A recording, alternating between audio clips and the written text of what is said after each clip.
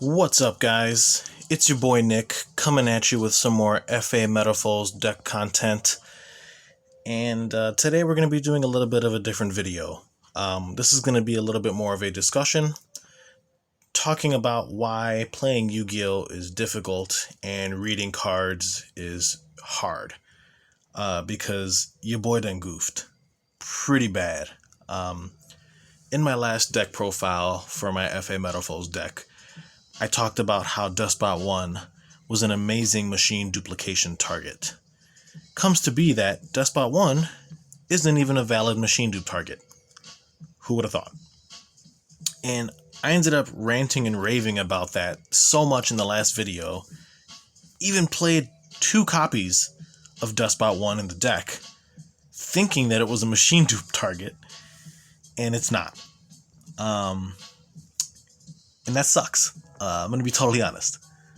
It was definitely a huge misplay on my part, and a lot of the combo that I would go into using machine duplication allowed me to do some pretty interesting stuff, especially on the opponent's turn. But now I don't even know if it's even viable moving forward. But before we open that can of worms, let's just look at Deskbot 1 real quick. As we all know, it is a level 1 Earth Machine Tuner Effect Monster with 500 attack and 500 defense. So at first glance, if you weren't paying any attention, you could easily mistake Deskbot 1 for a machine dupe target, since on paper it has 500 or less attack and is a machine. However, what people use Deskbot 1 for is the secondary effect, which is when it's in the graveyard and 2 or more machines are special summoned at the same time, he can revive himself from grave, which is absolutely insane. There's literally no other tuners in the game, as far as I know, that do anything even remotely close to this, which is what makes Deskbot 1 so unique. However, it's easy to overlook the fact that Deskbot 1 has a first effect. And that first effect is, this card gains 500 attack and defense for each machine monster I control. Which means, even if Deskbot 1 is the only monster on my field, it is considered to have 1000 attack. And that means that no matter what part of the combo or what turn or what phase it is, whenever this card is summoned, whether it's from the hand, deck, graveyard, normal summon, special summoned, it's at minimum gonna have 1000 attack. And it'll never have less than 1000 attack, unless it's for some reason negated by something. And that's really silly.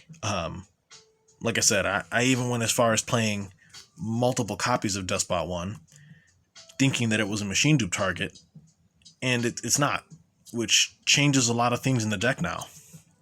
I mean, don't get me wrong, machine dupe is still an insane card. You know, being able to target any machine I control with 500 or less attack and special summon up to 2 copies of that card from the deck with the same name is just almost broken, especially given the fact that the card's not even once per turn. Can it, like, extend your plays? Hell yeah. But now, I'm sitting here pondering the question, is it worth playing in my deck still when I only have one valid target now, which is the Auto Navigator? Now that's up for a huge debate. I mean, you could argue both sides of the story. You can play it, or no, you shouldn't. Realistically, there's no right or wrong answer. That's what makes Yu-Gi-Oh! So cool. You know, you build a deck, it's up to you what you want to play or what you don't.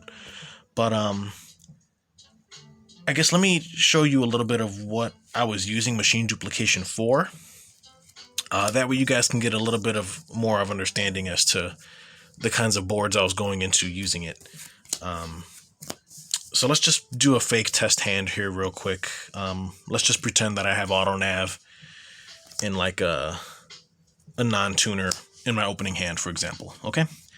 So what we're going to do is we're going to normal summon our Auto Navigator, use her effect, search out either a copy of FA Off-Road Grand Prix or a copy of FA City Grand Prix. It has to be one of these 2 field spells, because these boost levels of FAs by 2 during the main phase. Doesn't matter which one you search, but we'll just grab a city. Then we'll special summon our souls using its own effect.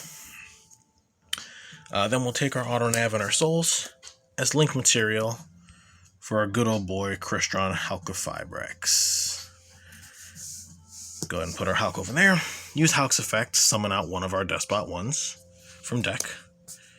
And then we'll take our Hulk and our Deskbot to go ahead and make our Mecha Phantom Beast link. Use its effect, special summoning 3 tokens, triggering Deskbot's secondary effect to special itself from grave. Now, here's the interesting thing. During this point of the combo, I would use Machine Duplication to target the Deskbot one, to special summon another copy from my deck, giving me another level 1 tuner on field, and then I'd go off and make my plays from there. However, that's completely illegal, not a valid target, and the play just can't be done. So now it begs the question, well, what the hell's the point of running 2? The second copy is effectively a brick. So, you know, the combo can still be done. You just won't Machine Duplication at this point. What you do here is you take your Deskbot 1 and 2 tokens to make a Synchro 7, which will be your Dawn Dragster summon. Then you're going to go ahead and activate the copy of City Grand Prix that you searched off of your auto nav. Activate that, giving Dawn Dragster 2 levels. You will not be using its individual effect to gain the 3rd level, because you want to keep the Dawn Dragster at level 9. And now at this point, what you can do is use AutoNav's Graveyard effect, targeting the Dawn Dragster, since it's a FA with a higher level than its original. Reduces level 2 as original, and then Auto Navigator's level becomes the amount reduced, so she effectively becomes a level 2 tuner. Now, again, the Deskbot 1 play, Machine Duping it is illegal. However, if I'm still playing Machine Dupe, I can Machine Dupe here at this point. I can activate Machine Dupe now, special summoning another copy of Auto Navigator from the deck, and then, you know, going off from there. Usually what I would do is activate Auroradon's second effect, tributing itself and the remaining token, to go ahead and special summon our Mecha Phantom Beast Aerosguin from our deck.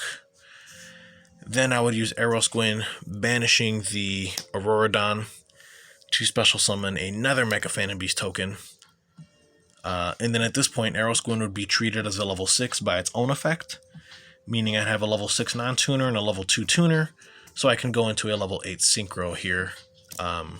Usually if I'm going first, I'd be summoning a Borreload Savage Dragon. Use Savage Dragon's effects to go ahead and equip our Crystron Halqifibrax in our graveyard to our Borreload. And now at this point in the combo, we have a level 3 tuner, because AutoNav is being boosted by the field spell 2 levels. And then we have a level 3 non-tuner. So we could actually go into a Coral Dragon here, if we wanted to. Which isn't terrible. Coral Dragon's pretty neat. However, using the Deskbot 1, assuming it was a valid play, we would have a level 1 tuner here instead. Which means that we could make a level 4 synchro using the Deskbot and the token, which would be our Crystron Quandax. Now, we can still make the Quandax. All we'd have to do is nuke the field spell with, like, a Metalfoes, you know, which obviously we play Metalfoes in our deck, so it depends on your opening hand. But you could easily just pop the field spell using the Metalfoes scale effect, you know, getting rid of it, and then making the AutoNav a level 1 again, so you could make the Quandax legally. And then pretty much what we would do is sync off that, go into Quandax. And then on our opponent's turn, we would make it so that the Dawn Dragster was a certain level that we wanted it to be, and then we could synchro on the opponent's turn using the Quandax and the Dawn Dragster, and either go into either a level 9 synchro or a level 10 synchro. My choice was the Satellite Warrior, which you see here, which is pretty neat. But you could also go into this ideally too, which is a brand new out of Ghosts from the Past, the Shooting Star Dragon TGEX. These are two pretty cool level 10 synchros that you can make on the opponent's turn using our Quandax and our Dawn Dragster. However, I just don't know if the combo's worth it anymore. You know, Deskbot 1 no longer being a valid machine dupe target kind of just feels bad now, since I only have one target available in my whole deck. Granted, it's a good target, but I feel like now the combo is just so situational that it's almost not even worth playing. But again, that's just my own personal opinion. There's no right or wrong answer to this. It's kind of just how I feel. Obviously, moving forward, I'm going to cut the Deskbot 1 back to 1 copy. There's literally no need to play 2 of it now. But the only question that remains is the machine duplication worth running still? It's an insane spell, insane starter, enabler, extender, whatever you want to call it. Is it worth playing? Personally, I'm so bummed out at the fact that I misplayed like that I don't even want to see this card anymore. But if you still wanted to play it, you could. But to be honest with you, I'm definitely looking for something to replace this with moving forward. If only I could figure out what that is. I mean, if only there existed a spell card that could break half of my opponent's field and they couldn't even respond to it. Sounds crazy, right? I don't even know if a spell like that exists. Huh. Super Poly. That's weird. I mean, that's insane. I play fusions, but Metalfoes doesn't even have any Super Poly targets, right? Metalfoes Crimsonite. What the hell? 1 Metalfoes monster plus 2 monsters with 3,000 or less attack. How many monsters in Yu-Gi-Oh! Have 3,000 or less attack? Fucking all of them. Jesus Christ. If only there was a way to search it. Holy shit.